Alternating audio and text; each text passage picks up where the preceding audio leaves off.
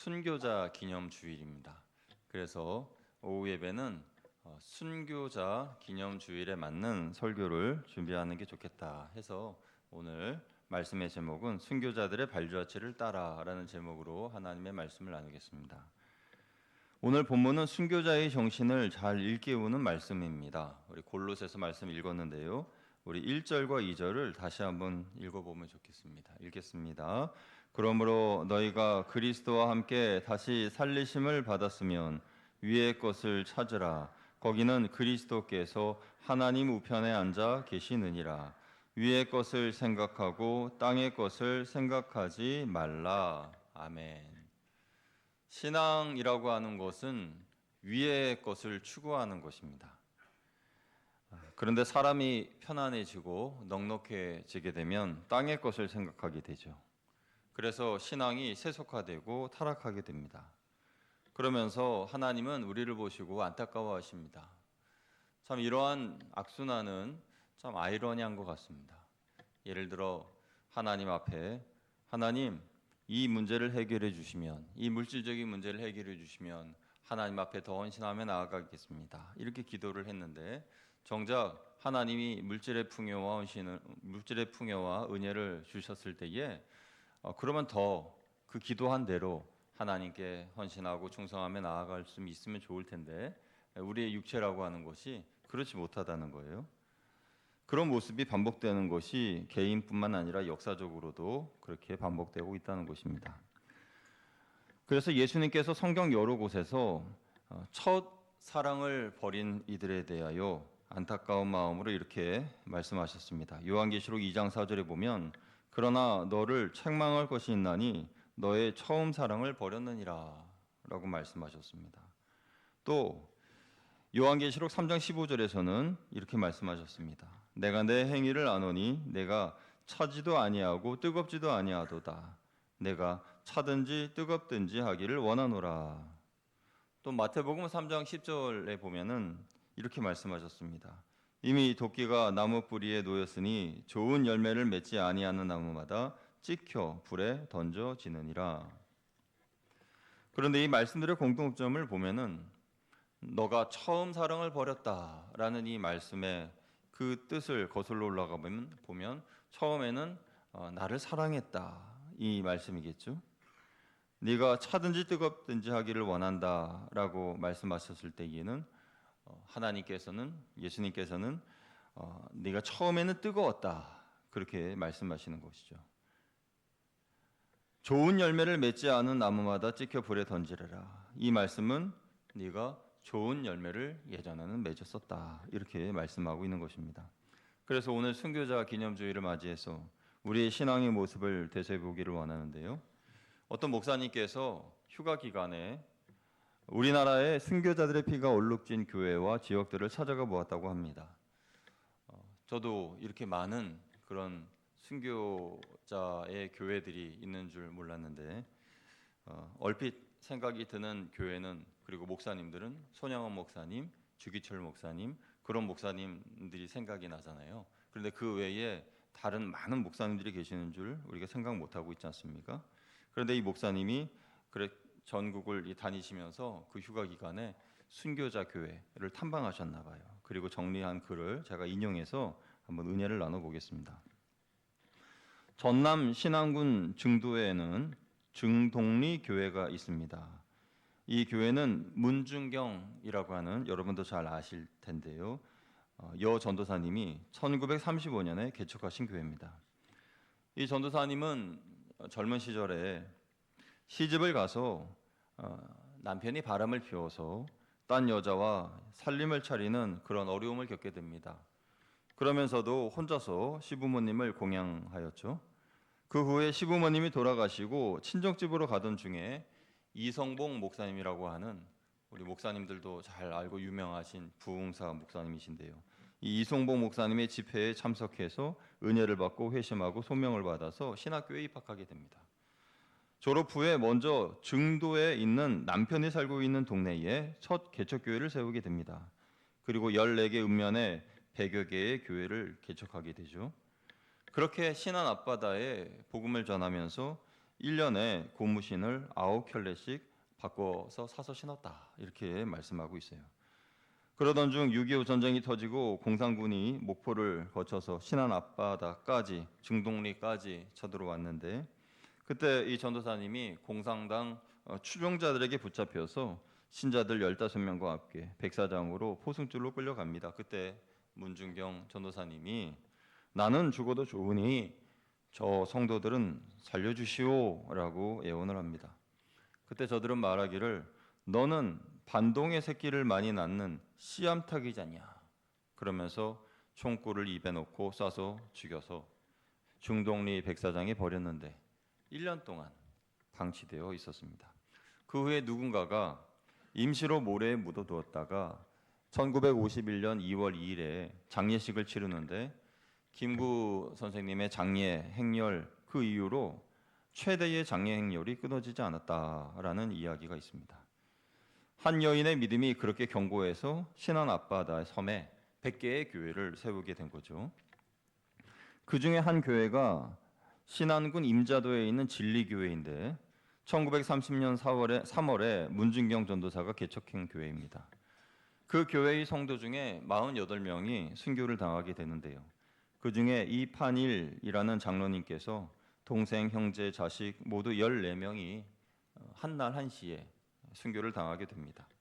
그때 성도들을 죽인 곳은 동네에서 2km 떨어진 외딴 곳이었는데 그곳으로 끌고 가서 삽을 한 자루씩 주면서 자기가 죽을 웅덩이를 파라고 그래서 그 구덩이를 파고 난 후에 대창으로 찔러서 죽인 후에 그 웅덩이에 30명씩을 파묻었다라고 합니다.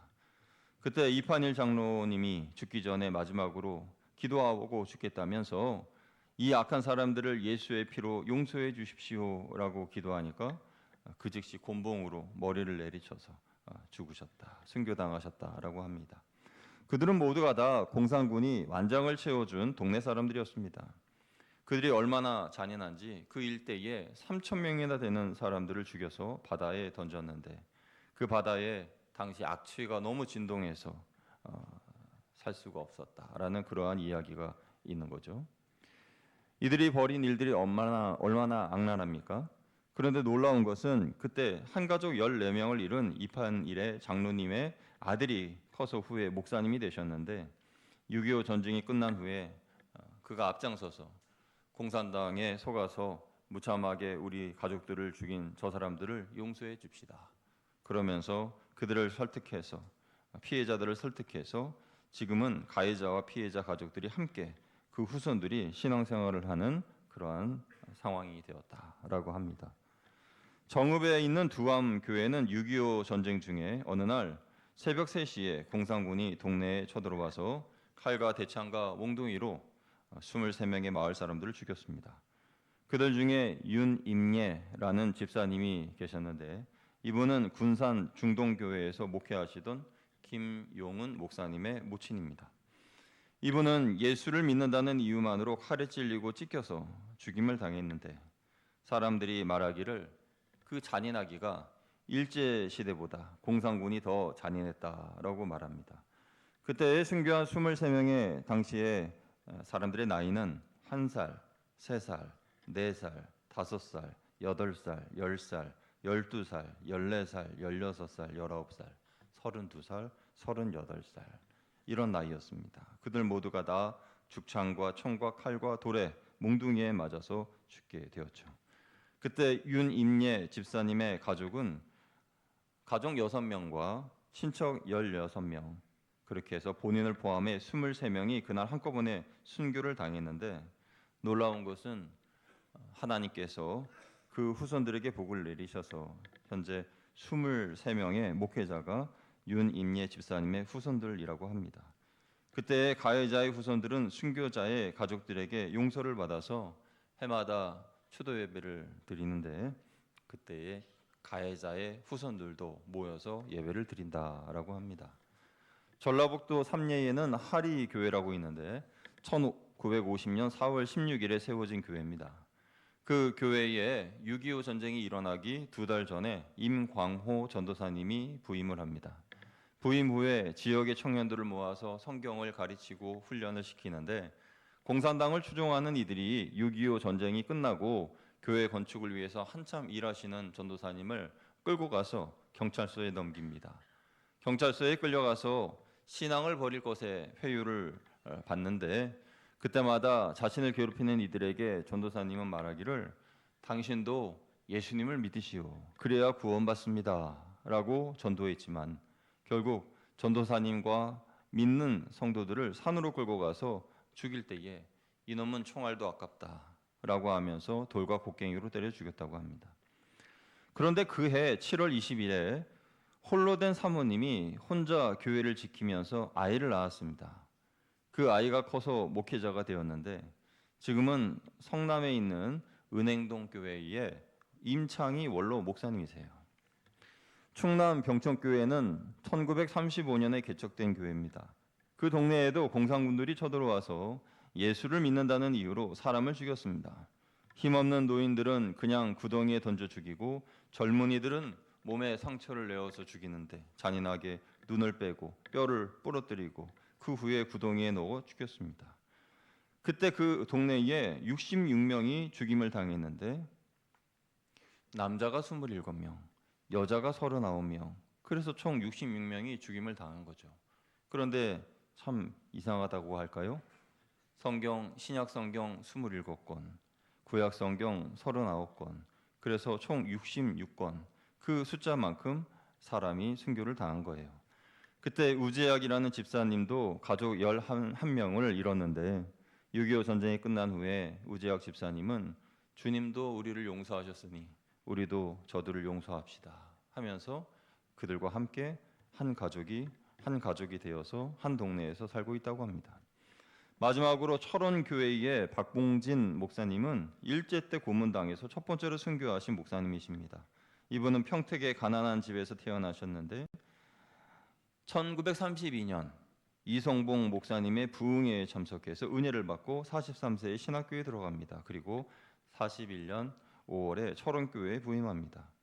박봉진 목사님은 신사참배를 고집스럽게 거부하다가 1943년 5월에 철원 경찰서에 구속되어서 3개월간 무서운 고문을 받았는데 저들이 배교하라 회유할 때마다 하나님 외에 참신이 없으며 천황도 결국은 심판을 받는다라고 소리치셨습니다. 결국 모진 고문을 당하시고 죽을 몸이 되자 경찰이 그를 데려가라고 집에 통보해서 집으로 돌아오게 되었는데 6일 후에 돌아가십니다.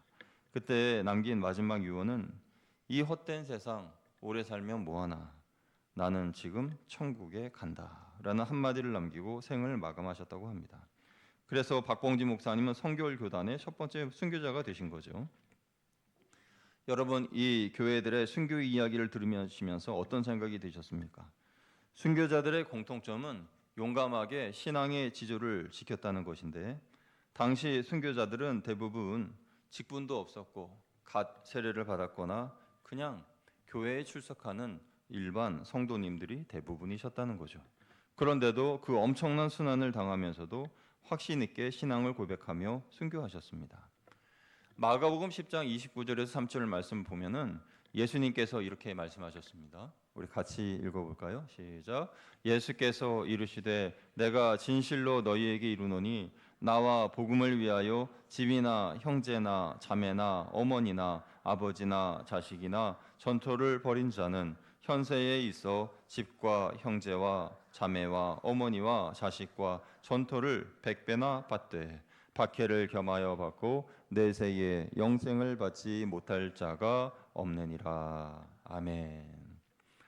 하나님을 위해서 희생당한 분들, 순교자들, 그리고 또 그분들의 가족들 모두가 다 하나님이 복을 주시고 은혜를 주십니다. 그런데 특별히 순교자의 후손들이 한결같이 복을 받았다는 거예요. 한 알의 밀알이 땅에 떨어져 죽음으로 30배, 60배, 100배의 결실을 거두게 된 겁니다. 또한 순교자들과 그의 가족들의 공통점은 예수님의 사랑으로 원수를 용서했다는 겁니다. 순환의 시대가 끝나고 공산군이 몰러간 다음에 그때 가해자들은 우리는 이제 죽은 목숨이다 생각했겠죠. 그때 순교자들의 가족들은 한결같이 그들에게 보복하지 않고 그들을 용서했습니다. 이것이 예수님의 복음의 능력입니다. 살아있는 복음은 원수라도 용서하는 능력이 있습니다. 오늘 우리들의 신앙이 문제가 되는 것은 용서하지 않는다는 거죠. 그리고 땅의 것을 사랑하고 땅의 것을 위하여 산다는 것입니다. 용서하지 않으니까 또 다른 원수가 생겨나고 그 원수를 용서하지 않으니까 또 다른 원수가 생겨나고 그렇게 악순환이 반복되다 보니까 갈등의 골이 깊어지는 겁니다. 신앙이 자꾸 세속화되는 이유는 땅의 것을 사랑하다 보니까 땅의 것이 너무 좋고 재밌다 보니까 하나님의 나라와 영적인 것들에 대한 관심이 사라지게 되는 거죠. 그러다 보니 영적 순결을 잃어버리게 되고 자꾸만 세속화되는 것입니다. 오늘 본문은 너희가 그리스도와 함께 다시 살리심을 받았으면 위의 것을 찾으라라고 말씀하십니다. 신앙인이 위의 것을 찾지 않으면 땅의 것에 집착하게 되고 그의 신앙은 점점 힘을 잃게 됩니다. 그 신앙을 바로 세속화된 신앙이라고 말하고 형식화된 생명을 잃은 신앙이라고 말합니다. 본문을 기록한 사도 바울은 골로새 교인들에게 너희가 위의 것을 찾으라라고 말하면서 위의 것을 찾아야 될 이유에 대하여서 말하기를 너희가 죽었기 때문이다라고 말합니다. 3절이죠. 우리 3절 말씀 같이 읽어보겠습니다. 시작. 이는 너희가 죽었고 너희 생명이 그리스도와 함께 하나님 안에 감추어졌음이라. 아멘. 하나님 안에 감추어졌음이라. 너희가 죽었기 때문에 너희 생명이 그리스도와 함께 하나님 안에 감추어졌다. 이렇게 말하고 있습니다. 여러분, 그리스도 안에서 새 생명을 얻었다는 것은 나의 자아가 십자가에서 죽었다는 뜻입니다. 죽은 자는 자신을 주장할 수 없습니다. 오늘 오전 설교 말씀에서 성령 충만의 반대말은 자기 충만이라고 말씀을 드렸죠.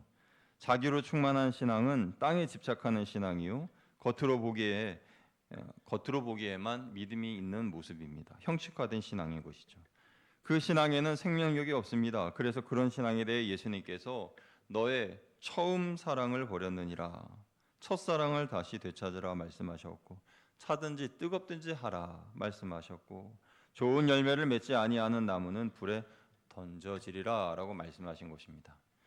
생명력 없는 신앙은 죽은 신앙입니다. 하나님이 가장 안타까워하는 신앙은 처음에는 주를 향해서 열심을 내고 뜨거웠는데 불타는 신앙이었는데 그것이 점점 시들어지더니 이제는 꺼져버린, 그리고 냉랭해진 그런 생명력 있는 이른 형식적인 신앙을 안타까워하시는 거예요.